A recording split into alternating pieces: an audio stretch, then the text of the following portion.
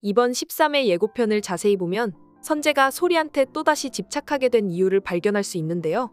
거기다 또다시 선재가 위험해진다는 복선까지 숨어 있어서 14회 역시 만만치 않은 회차가 될 거라고 예상할 수 있는 포인트가 있었어요.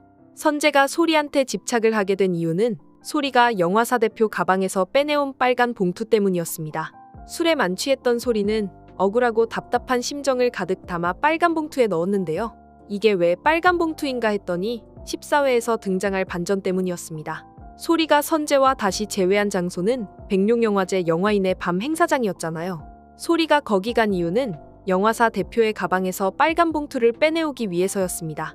대표가 자리를 비운 사이에 몰래 봉투를 빼낸 소리는 계단에서 선재와 부딪혀 넘어질 뻔했었는데요. 넘어지려는 소리를 선재가 잡아주면서 소리가 선재를 지키기 위해서 선재와의 인연을 포기해버렸다는 것이 밝혀졌습니다. 그런데 여기서 소리가 들고 있는 빨간 봉투가 떨어졌나 봐요. 예고편을 보면 소리가 어떡하냐며 소리를 지르는 장면을 확인할 수 있는데요.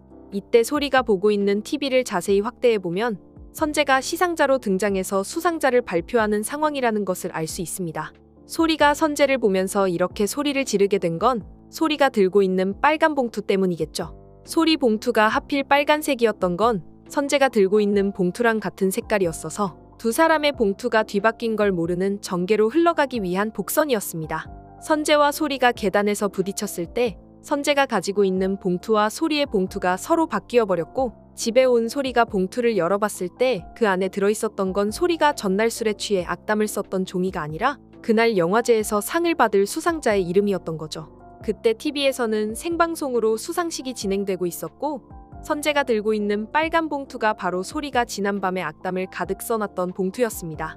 완전히 망했다는 것을 직감한 소리가 소리를 질렀지만 사고를 막기에는 너무 늦은 상황이었어요.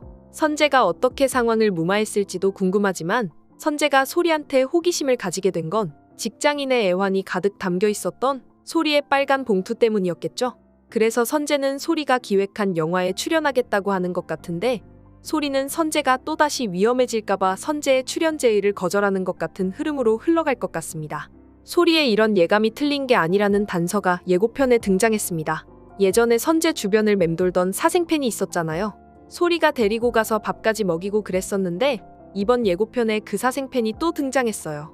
카메라를 들고 선재 주위를 맴도는 것 같은 느낌이었는데 그 사생팬 앞에 김영수가 나타났습니다. 소리가 과거를 비틀면서 김영수가 검거되는 과거까지 달라지고 말았던 거죠. 김영수가 가지고 있던 열쇠고리를 확인할 수 있었는데 김영수가 사생팬 앞에 나타났다는 것 자체가 선재가 위험하다는 경고나 다름없는 거죠.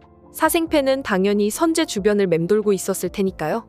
김영수가 선재한테 접근했다가 사생팬과 마주친 상황이 발생하는 것 같은 느낌인데 이번에도 선재가 위험해질 것 같습니다. 대체 어떻게 해야 소리와 선재가 행복한 결말을 맞을 수 있게 될 건지 그 결정적인 포인트가 갈수록 궁금해지는데요. 저는 선재 없고 튀어남은 이야기 재미있게 준비해서 돌아오겠습니다. 감사합니다.